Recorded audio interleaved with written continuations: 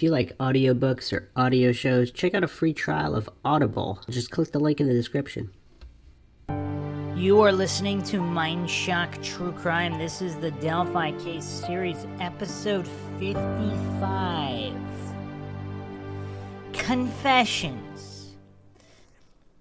Richard Allen has allegedly confessed numerous times, and we will be examining what that means in typical Mindshock fashion with logic and reason at the forefront, the implications, whether or not he acted alone, whether or not he could even be trusted, how much funny business and corruption is going on behind the scenes that may have facilitated this confession, genuine or not, and much, much more. If you find the Mindshock podcast interesting and informative, want to help support the podcast, want to help bring logic and reason back to a world where it is quickly going extinct, particularly within the true crime community, you can donate to our PayPal. Just check the link in the description. You can also become a YouTube member right here on YouTube. Help support the channel. That way, get access to exclusive streams and chats. Make sure you're subscribed, like and share Twitter, Facebook, Reddit, Patreon. Patrons do get priority for case topic, logical analysis, co-podcast requests. You could also be a guest in the podcast depending on your tier. Questions, comments, theories, thoughts, suggestions, rebuttals, debunkings of any kind. Leave them in the comment section. So before we get into this, I'm going to go over a couple different articles with a few different pieces of information before we jump into the ramifications of all of it.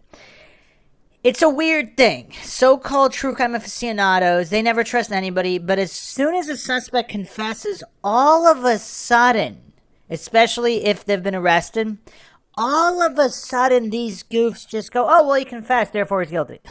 I mean, it's such a weird thing, especially now after all of these wrongful convictions and exonerations being made public, all of these coerced confessions or not. I mean, there have been mental people confessing to crimes, as particularly high-profile crimes, for so long now, and there are still goofs who think that the confession is actual evidence.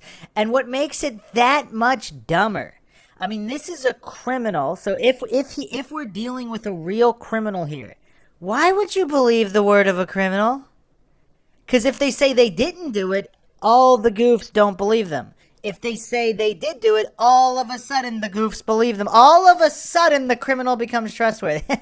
I mean, I think it's just a parallel with what is reported on the Idiot Box. Like, a lot of goofs, they're just mainstream media cultists. Like, whatever they see on the Idiot Box or the news, they automatically have to assume it's true. It's just there's no critical thinking ability whatsoever. I mean, obviously that's why the Mindshock podcast exists. But year after year after year, it's just absolutely insane how people who have actually been following true crime are still falling for this level of goofery. Because if the guy's guilty, he's guilty. Let's look at actual evidence. Why would you spend any time on the confession other than to parse it for information that can lead to evidence to corroborate it? By itself, it means literally nothing. There have been a lot of people who've confessed to this. The other thing, of course, is we don't know what conditions he's being held in either. Because again, this isn't rocket science. The fact that I even have to explain this, there's just been a plethora of comments, not just in the live chats on Mindshock, but on all the videos of just these clueless goofs with not even an iota of critical thinking ability saying, oh no, he's arrested, he's guilty, case solved, no need for even a trial, he confessed, it's over. I mean, this level of goofery is really something else.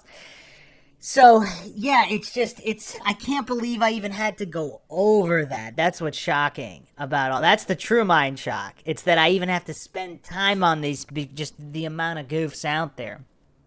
So, let's say whether he's innocent or guilty or party to the crime, even if he didn't actually commit the murders himself, or if he did and he has an accomplice, regardless of the case, whatever the case may be, depending on the conditions he's held, depending on whatever behind-the-scenes backroom deal was offered, we don't have any of that information. So the confession could be completely false or it could be partially true. We would have no way of knowing that. I mean, this is just the basics of logic, critical thinking, deductive reasoning.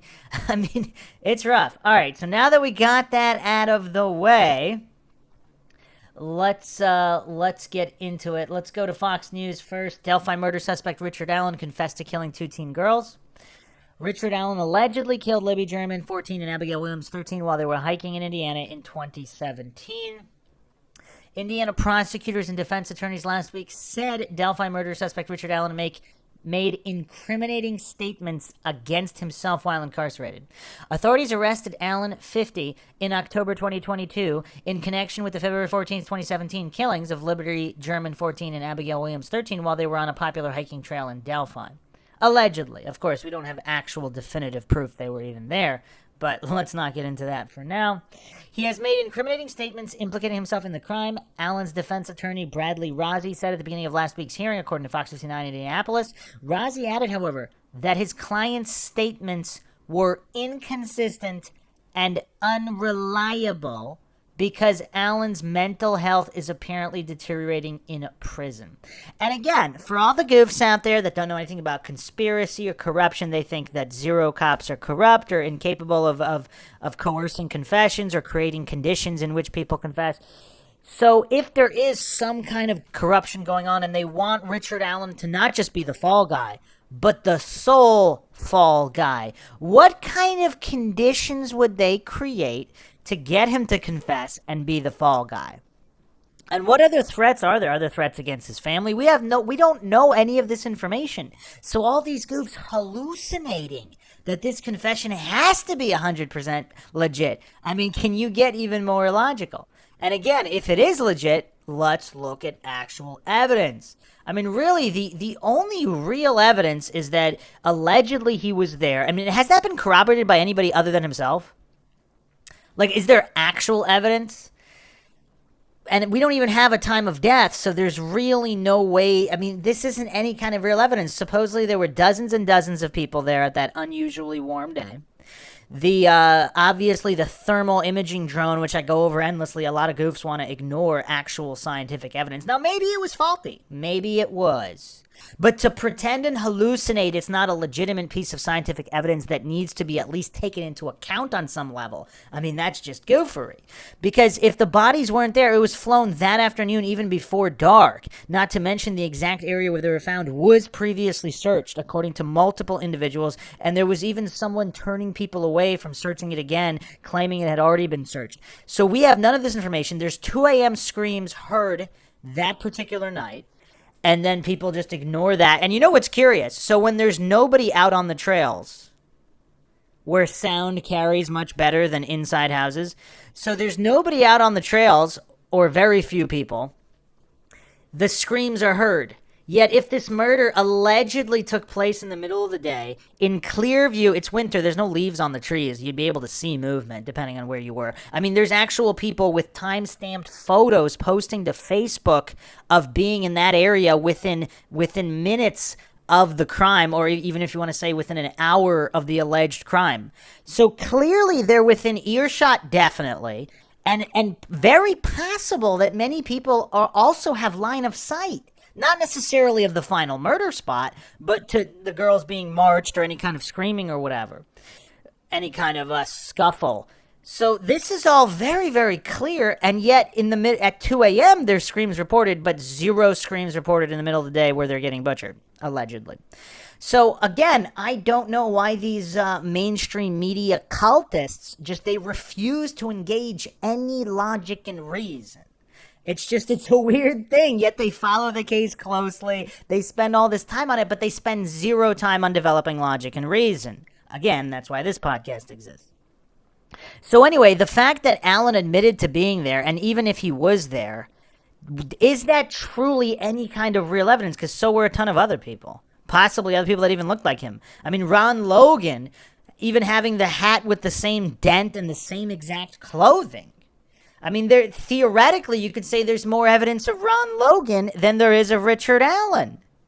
They're found on his property. This guy, bridge guy, who may not even be the perpetrator, he's on the video. I mean, that's not real evidence either. I'm not alleging that there's any kind of concrete evidence pointing to Ron Logan. But there's clearly more circumstantial evidence pointing to Logan than to Allen. Now we have Allen's bullet casing or whatever, the round. The ejected round, which cannot even be confirmed to be from his gun. But let's say it is. Let's say it is. How does a casing on the ground in the general area of the scene, which has been reported to be staged. A lot of goofs get triggered over the word staged, but whatever. How do you know when that bullet casing was left there? What if it was left a month prior, a year? What if it wasn't even left there, but it was just kicked around and somehow made its way there? I mean, how is any of this real evidence? Now, again, I'm not saying nobody should investigate Allen. I'm not saying Richard Allen shouldn't be amongst the top of individuals on the list. I mean, he definitely should be investigated along with the Kleins and Logan. I'm not saying people should take him off the list. A lot of goofs fall for that false dichotomy. He should be looked at very closely, just like all these other people. But to pretend and hallucinate the evidence is somehow legitimate, or that the evidence is so damning it's more damning than Logan or the Kleins, I mean, that's just clueless goofery. Now, if there's multiple perps involved, obviously he may very well be one of them. But again, to hallucinate and pretend he acted alone, I mean, what level of goofery is that? So, but let's continue here. The defense attorney is pushing for Allen to be transferred from the Westville Correctional Facility to the Cass County Corrections Jail. Allen's defense team filed a motion in April saying that the conditions under which Mr. Allen has been forced to endure are akin to that of a prisoner of war, which included a photo of the double murder suspect in which he appears to have lost a significant amount of weight.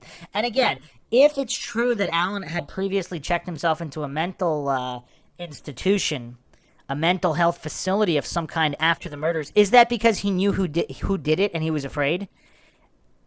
Is that because he had a mental breakdown in just knowing the other circle of individuals and he was fearing for his life? Who knows what the real reason is? I mean, maybe it's because he was guilty. Either way, if his mental health is in no condition to accurately report anything, even if he's guilty, the confession doesn't mean anything. That's what the goofs don't understand. Even if he's guilty and even if he acted alone, the confession means nothing.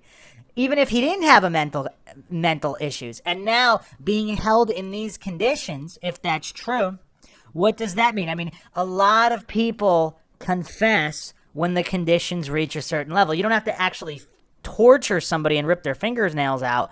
You can do a slow burn process where you just hold them in horrible conditions and then you promise better conditions later. This isn't rocket science. The fact that I have to go over this really is truly the most mind-shocking thing about all of this. I mean, it's just, yeah, it's rough. It's rough. So there is an accompanying photo here. Delphi murder suspect Richard Allen, who has a hearing in June, is living in a 6 by 10 foot cell, no larger than that of a dog kennel, and sleeping on a pad on a concrete floor. Allen is on suicide watch and has been placed in isolation at the prison, where his attorneys say he is living in a 6 by 10 cell, no larger than that of a dog kennel, and sleeping on a pad on a concrete floor. Meanwhile, prosecutor Nick McClelland said that during the June 15 hearing that Allen confessed to the murders 5 or 6 times to multiple people while incarcerated. And you have to think, too, like, how soon? Was he just immediately going around saying, yeah, I did it? Like, who would want... I mean, what kind of mental health would who are these people while incarcerated? Are these police or investigators, or are these other people in the prison? Because why would he tell other people there? I mean, child killers are not looked at too kindly in prison. I mean, even by other criminals. So why would he randomly be saying that to other prisoners? Like, what's the allegations here? Rozzi said that Allen did not tell the same consistent story to everyone he apparently confessed to, according to Kevin Greenlee, an attorney and co-host of the Murder Sheet podcast, which has been following the Delphi murder case. Co-host Annie Kane said that Fox News Digital and the defense also made the significant point that it is unusual for a murder suspect to be housed in prison in solitary confinement before trial. At the same time, I thought that prosecutor Nick McClelland did a good job refuting some of the narrative that this inmate is being specifically mistreated, and more of delineating that he would be in pretty bad state anywhere he was at this point because of what he's accused of, and because inmates in different incarceration settings tend to look not so kindly on people who are accused of hurting children, Kane, who attended the hearing, explained. She and Greenlee described last week's hearing as dramatic, with compelling points made by both defense and prosecution regarding Allen's potential transfer to a new prison. Germans, Williams, and Allen's families were all present at the hearing, which Kane said serves as a reminder of the tragedy at hand and sometimes gets lost in legal jargon and complicated court proceedings. You have the families of both Abby and Libby coming in and bearing witness to this process, where they're hoping to see justice for the girls, Kane said. On the other hand is Allen's family, and this is a person they've known and loved, and he's being accused of some pretty horrific things. Kane and Greenlee also plan to file a motion to unseal documents that have been improperly sealed in the case to ensure proper procedures are being followed in the case. There are some documents in this case that have been sealed improperly, Greenlee said. We actually filed a motion with the court saying these documents that no one has requested to be sealed should be unsealed immediately. A jury trial for Allen scheduled for March was postponed due to extraordinary voluminous evidence in the case that must be shared with the defense, as Fox 59 reported at the time. All right, so yeah, apparently there's a lot of missing documentation, no doubt. And the comment section, of course, filled with people saying that, those conditions, he deserves much worse. And if he turns out to be innocent, then what? I mean, I'm not saying he is, obviously, but... And if he's guilty, then he's clearly not the only one that deserves that. But, goof's gonna goof. Let's go to CBSNews.com now. Richard Allen confessed to killing Indiana girls as investigators say sharp object was used in the murders, documents reveal. This was posted June 29th, 2023. An Indiana man charged with killing 2 teenage girls confessed multiple times to the murders in a phone call to his wife while in prison, according to court documents released Wednesday. The documents also revealed for the first time publicly that investigators believe the sharp object was used to kill the girls. I mean, if they have that many cuts, that's not really rocket science. Richard Matthew Allen allegedly told his wife Kathy Allen in an April 3rd phone call that he killed Abby 13 and Liberty 14. The 2 teenagers' bodies were found February 14th, 2017, just outside of their hometown of Delphi, Indiana, about 60 miles northwest of Indianapolis in Carroll County. Investigators had the phone call transcribed, and the transcription confirms that Richard Allen admits that he committed the murders of Abby and Libby. Reads a motion filed April 20th by Carroll County Prosecutor Nick McClelland. He admits several times within the phone call that he committed the offenses as charged. His wife, Kathy Allen, ends the phone call abruptly. Prosecutors also said that Allen also confessed to his mother during a phone call from jail. CBS affiliate WTTV reported. Allen has admitted that he committed the offenses that he is charged with no less than 5 times while talking to his wife and mother on public jail phones available at the Indianapolis Department of Corrections, according to a state filing regarding Allen's mental health records. So did he just confess multiple times to his wife and mother and nobody else? And but several different people? Is that just 2? Or is there other people? Allen County Judge Fran Gola, assigned to the case after the original judge recused himself, allowed public access to more than 100 filings in the case for the first time on Wednesday. The documents were under seal from a gag order Gull issued in December 2022, prohibiting attorneys, law enforcement officials, court personnel, the coroner, and family members from commenting on the case. Gull's order stated she withheld releasing the unredacted probable cause affidavit filed by prosecutors outlining the allegations against Allen because it includes the names of juvenile witnesses. Why not just redact those names? It's kind of crazy. The redacted probable cause affidavit released in November 2022 states an unspent bullet, which had been cycled through a pistol Allen owned, was discovered between the girls' bodies. Allen's defense attorneys are contesting that evidence. And that's the other thing, too. That's supposedly a very inaccurate science where the markings made by the bullet, it could theoretically have been made by many different guns, so... An October 2022 search of Allen's home, investigators seized his .40 cal pistol that he purchased in 2001. The girl's injuries were caused by a sharp object, according to another unsealed document released Wednesday. Also included in the list of items police seized from the Allen's home on October 22 search were about a dozen knives, some described as double-edged or folding knives. Investigators also determined that, quote, articles of clothing from the girls were missing from the scene, including a pair of underwear and a sock, end quote, WTTV reported. Were those articles recovered at his home? They didn't state that here.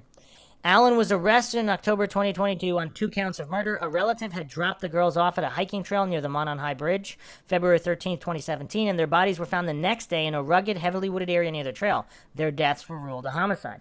McClelland alluded to Allen's confession June 15 hearing in Delphi, but Allen's defense attorneys alleging abuse at the correctional facility he has been housed at since November 2022 attributed the admissions to his declining mental state. Allen's attorney, Brad Rozzi, said at the hearing that since Allen's incarceration in the Westville Correctional Facility in Westville, Indiana, Allen has been treated more stringently than other inmates. Allen's lawyers filed an emergency motion in April requesting he be relocated, citing in court filings a dramatic change in Mr. Allen's condition, including his change in demeanor, change in appearance, and change in overall mental status. They said his incriminating statements were the result of this stressful environment. McClellan questioned whether changing facilities would benefit Allen, as he said it may not be any different than his treatment at the Westville Correctional Facility. Law enforcement, that's a weird thing to say. Law enforcement officers and the warden of the facility testified that the constant surveillance and physical restraints they use are for Allen's safety. They said that they believe he could be a target of other inmates because the case involves children. The allegations in the defendant's motion, while colorful and dramatic, are not entirely correct, states a court filing from McClelland on April 14th, unsealed on Wednesday. Yeah, it just states from different articles here, multiple confessions to multiple people. I mean, 2 are multiple, so is it really... So it's his wife and his mother? So on independent.co.uk, there's a little bit more of explanations here. It sounds like he, again, according to lawyer Bradley Rozzi anyway, that he was incoherently rambling or something to that. So Mr. Allen's defense attorneys agreed that Mr. Allen had made incriminating statements implicating himself in the crime, but insisted that the statements were vague, inconsistent with his past, not guilty plea, and denials, and couldn't be trusted due to their client's mental state. Our client has made statements incriminating himself, implicating himself in the crime, said lawyer Bradley Rozzi. At 1 minute, Rick is saying one thing, another minute he's saying something else. The exact nature of the confessions and incriminating statements were not revealed in court. Okay, so that's pretty much, there's really not much more here. So is it a case of him rambling? So if he is involved in some capacity, because someone who might have not even directly killed somebody, they still say, oh, I killed them because they feel responsible. So is he responsible as part of some kind of ring, or is he directly responsible, and did he act alone? I mean, these are the real questions here. And whether or not he has a link to Keegan Kline and his father, Tony Kline. And possibly even Ron Logan. Again, if you haven't checked out the previous episodes, I mean, there's definitely a lot of funny business going on with Ron Logan and various people staying at his home. Now, here's a quote from Toby Leesenby, a very interesting individual in this case. On the Delphi murder subreddit, they are discussing this. From this quote, we have fingerprints, we have DNA, we don't know if they belong to the perpetrator. That's an interesting statement from Toby Leesenby. So this is a post by Just Passing By. Sorry. It'll be interesting to see if the prints and DNA pop up in the trial. If they have incomplete samples, I can see the defense using that in their favor. With or without a partial match from Allen, as even a partial DNA or print match is not enough to rule anybody in, they might even use Leesenby's words against the prosecution. Of course, a partial DNA match could be enough to prove guilt beyond a reasonable doubt on top of ballistic evidence or whatever else the prosecution has on him, but alas, it only takes one juror to believe he's not guilty for it to be declared a mistrial, or even worse, convince everyone else that he's not guilty. Well, it's not about thinking he's guilty, it's about thinking whether the evidence proves that beyond a reasonable doubt. They can fully well think he's guilty, but be unwilling to give a guilty plea just because, again, that's not following the law. Because even if he's likely to be guilty, or it's possible that he's guilty, I mean, it's clearly beyond a reasonable doubt. Other people also state that the phone in the jail, every 60 seconds there's a recording telling them that they are being recorded. That's interesting. Now, I don't know if that's for a legal reason or otherwise, but they're basically telling the inmate that they're being recorded. So what does that say about his mental state if he's either unable to process that information, or are some going to allege that even though that's normal, for whatever reason, they did not play that for Allen when he was because they were trying to, I don't know, maybe get some info on him. But if it played at normal, and if it's part of the recording, or again, unedited, obviously, how would we know? But supposedly, at this time, there are posters saying, I don't know if that's true or not, again, someone else can verify that, but supposedly the inmates are told that they are being recorded. And obviously, we also don't really know what other evidence they have, obviously. obviously the autopsy results have not been released, so there's so much that's unknown, or if they have other individuals. I mean, they did execute several search warrants for certain reasons. So if there is some kind of a connection to a ring with law enforcement officials, I mean, the FBI were, of course, in the area even before these crimes happened. So what does that all say? Here's an interesting post from Admirable Sentence 721 here. If the prosecution had even a partial DNA match to Allen, it would have been included in the probable cause affidavit. The fact that McClellan sealed nearly everything based on his presumption that others were involved says, in my opinion, the DNA does not match Allen, therefore there must be others involved. The defense will have a field day as courts are now overturning convictions where DNA not belonging to the defendant was used to convict them. Eyewitnesses are famously inaccurate, and if all they have is an unspent bullet, they must explain exactly how the bullet got there and why. And the eyewitnesses, that leaves a lot of room for doubt. Yeah, I mean, yeah, no kidding. Red Sea Diver posted, he was framed by a small town police department who got thrown into a crime they didn't know how to resolve. They planted that bullet that magically appeared. Pure nonsense. A response here by Ty OK. So for this to work, someone planted the bullet almost immediately as the bodies were found or at a later date. The police, FBI, every person with knowledge then kept it secret from the public, never mentioned its existence. Then it just so happens that there was a guy who admitted to being seen by witnesses wearing the same clothes as Bridge Guy and being on the trail just before them. Is he talking about Ron Logan now? Either they also decided to keep this secret or it's a lie, and Richard Allen for some reason agreed with everything when interviewed before his arrest. Well, again, if there is some kind of... I went over the Kokomo crew in the previous episode, and then there's also the Sons of Odin alleged involvement. If there's a threat to his family, I mean, let's say he was involved in some kind of a ring, but he didn't actually kill them, but he knows the people that did. If they threatened his family, would he admit to doing all of it? I mean, I don't know. And then if he has a mental condition, I mean, yeah, this is all really, really tough. But, I mean, obviously the police and the FBI, I mean, they're not going to reveal anything like that. I don't know why this poster is thinking they wouldn't keep it a secret from the public, whether they thought it was planted or not. I mean, why they wouldn't even discuss that, obviously, so I don't know. I mean, the rest of the post is just rambling Dunning-Kruger nonsense, but, yeah, I mean, there's clearly issues here. There's clearly a lot of issues here. I mean, it all really goes back to the timeline, though, because if there's a problem with the timeline and it actually didn't unfold as the Idiot Box reports, then all of a sudden things can start to make sense. But if nobody's even willing to examine that base layer of the House of Cards, I mean, this is why so many cases are unsolved and so many wrongful convictions happen, because clueless goofs they're unwilling to use basic logic and reason to verify even the timeline. I mean, you'd have to just ignore such a mountain of evidence, oddities, and coincidences to just have such tunnel vision on Allen alone. Again, maybe he is part of some kind of ring, but just the coincidence stack is just so high here. It's really tough. Also, I mean, there's just a lot of quotes here, admitted to his involvement in the murders. I mean, that's interesting phrasing, because we don't know exactly what he said. What if his conscience really did get the better of him? Did he say exactly? Maybe he did tell the truth, and he named the other parties. I mean, what does that mean? Alright, so for all the Mindshock listeners, we're going to go over one more thing today, and that is Keegan Kline one more time. Okay, so on the Libby and Abby subreddit, Oh Sally That Girl posted this. So Keegan Kline, communicating with one of the victims, tried to meet girls in similar situations before.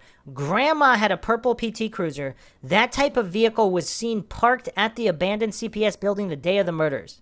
He is involved in CSAM. The ISP had a bolo for his social media account for Delphi. But it's Richard Allen only, and that's the end of the story, question mark. I mean, the level of goofer here. And she didn't even include all the other problems with the case here, but... So supposedly they have identified the individual, or at least one of the individuals that took Allen's statement. This is Officer Doolin, the conservation officer who took Richard Allen's initial statement of being at the trails the day of the murders. So he was on stage with other law enforcement at the February press conference. So that's kind of interesting, isn't it? Here's an interesting post by Corndog Jackie. I find this so weird. I very wrongly assumed the DNR officer who initially took Allen's statement was an out-of-towner called in to lend additional manpower to the efforts of KE. Not so. This was Doolin's territory, and he was a main point of contact for several Carroll County incidents, including a search of Deer Creek for a child that was swept away in the waters a couple of years after the girls' murders. I can't make it make sense how someone of his repute let his interaction with Allen go by without further investigation. Yeah, that's interesting. Oh, Sally, that girl posted, speaking of mistakes, Dan D with DNR standing on stage at the 2019 press conference after he took Richard Allen's information about being on the bridge that day at that time. Then looking at photos of Bridge Guy for 5 years and not saying, yeah, maybe. No, I don't think so. I mean, the whole thing's obviously weird, the law enforcement response. I mean, everything about everything in this case is weird, and yet, I mean, I don't know, there's still goofs saying, nothing to see here, open and shut. The other problem, at the CPS building, supposedly there was also a white car and there was some kind of meeting going on there.